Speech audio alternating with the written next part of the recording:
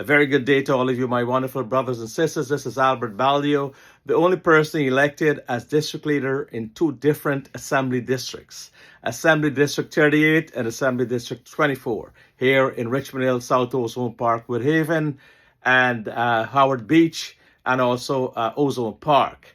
My purpose here today is to comment from my experiences as someone who has been targeted by selective and malicious prosecution. The good thing here is that I defeated those charges that were brought.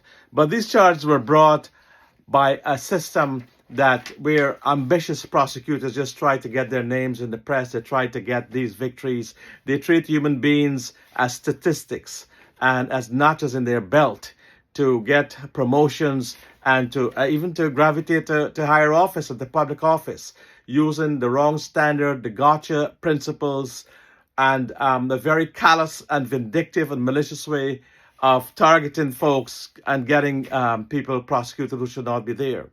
The recent indictments of Letitia James, Attorney General James, and former FBI Director and U.S. Attorney James Comey are all examples of where these folks have failed to right the justice system and where it has come back to haunt them.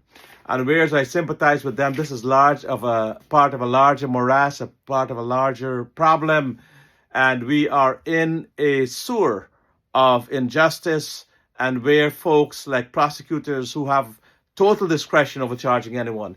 A prosecutor can charge you tomorrow, whoever you are. He can make a crime up. He can interpret the law in a particular way. Many of them are wrong, as in my case. It was a civil case, an administrative case before the Campaign Finance Board. They brought some of the worst federal charges against me. Thankfully, a jury acquitted me of all those charges, exonerated me, and shone a light on our inadequate and very corrupt and brutal criminal justice system.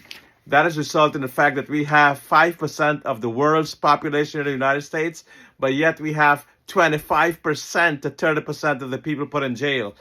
Just to show that disproportionate. We feed and we sort of thrive on people's injustices, on people's anger, on folks' making them criminals, manufacturing them like sausages. This happened during the time of Preet Bharara. Here he is. Preet Bharara has a halo when he goes to the press. He stands in a way before the camera, so this is a genuine photograph, and tries to portray a halo on his head as if to show his charges are righteous. And this is the same person, Preet Bharara, in my time, who wrote Doing Justice. Now, literally and metaphorically, Preet Bharara, his father named him Pretender Bharara, perhaps as sort of a warning to the world of who he would be. He just indicts people. He never voted in his life, and he wanted to be the governor. And he just tried that he would indict his way to higher office. He would indict his way to becoming the governor of New York State. Thankfully, when I pulled up his voting record, he actually lived in New Jersey and he didn't even vote in New York State elections. So that was the end of him. And people have shown from his track record, many of his cases, insider trading, Cobragati, he even destroyed this man's life. Read his book. He couldn't even wear the shoes of Rajat Gupta. Rajat Gupta wrote a book about his prosecution and persecution by Preet Bharara. An Indian diplomat was also, and he couldn't even wear the shoes of Rajat Gupta. Never did many of the things this man did. And also in the cases of Devyani Kabragati, an Indian diplomat, where he had no jurisdiction. He indicted that, put America at war with India. Possibility existed there until Chuck Schumer, who appointed him, by the way. It was the general counsel, and Chuck Schumer made him U.S. Attorney General. So before we put prosecutors, we have to vet them, we have to appoint them, we have to make sure they've done public service, we have to understand that these folks understand the powers, the enormous powers they have. As a matter of fact, this is all exposed in License to Lie. License to Lie is a book written by a former prosecutor exposing these the sort of cockamamie justice we get in America. And she's a former federal prosecutor who spills all about how prosecutors come and indict folks without any evidence, just to get a promotion, just to win public office, just to get into the limelight, and just to create anger and animosity and pain, unnecessary suffering in our society, just to make them famous. And that is wrong, and it's unconscionable. So when this has now come to where an FBI director, who, by the way, talked about caused Hillary Clinton not to win the campaign because he had election interference in that he said he had reopened the investigation to her a few days before the election, and that caused Hillary Clinton to lose the election because of the putrid disdain he put against her days before an election by saying he had reopened an FBI investigation to put her in jail.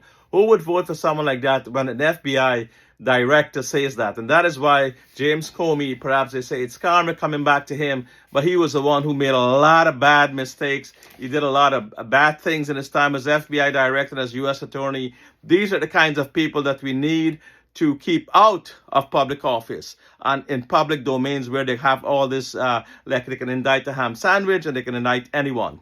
So we also have the case where, like I said, that was interference with the election. That is illegal. And many of Preet Bharara's cases have been overturned by the Court of Appeals, insider trading. Many cases that he brought, he was just like a power-hungry guy who would overreach, overstep, and brutally indict anyone and bring them into his domain, overcome state and city laws, or even campaign finance board regulations, and put that big hammer down unjustly. And that is the sort of person that makes Nelson Mandela, our hero, even more relevant. This was a man who overcome injustice. 27 years at least he was put into a prison, and eventually became president of South Africa and showed us how the world is done. Martha Stewart was another case where there was also a very emotional prosecution, not one driven by facts, but one just based on getting the name because you would indict someone like Martha Stewart. In my case, I was the first elected South Asian in New York City history in 2010, and then Preet Bharara, no doubt he wanted to be the governor and the leading South Asian person.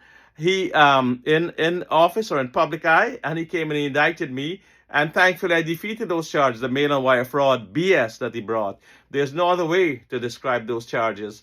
And eventually, the jury kicked them all out. And, this is a kind of malicious prosecution. But then he would not be held accountable to anything. They have immunity from these malicious and vindictive prosecutions. So the recent indictments shine a light on what's going on, and we need to end up with this. First, they came for the socialists, and I did not speak out because I was not a socialist. Then they came for the trade unionists, and I did not speak out because I was not a trade unionist. Then they came for the Jews, and I did not speak out because I was not a Jew. Then they came for Albert Baldeo, I'm paraphrasing here, a grassroots worker just doing this to make lives better for other people, not as a career politician. I'm not a professional politician. I'm just a grassroots activist that wanted to fight for my fellow human beings here in Queens. I did not speak out because that was not my problem. Then they came for me, and there was no one left to speak for me. That is, Martin Niemöller given us a very concise and premonition, warning us of what would have happened precisely. And this is what has been happening. We never took care of the injustice.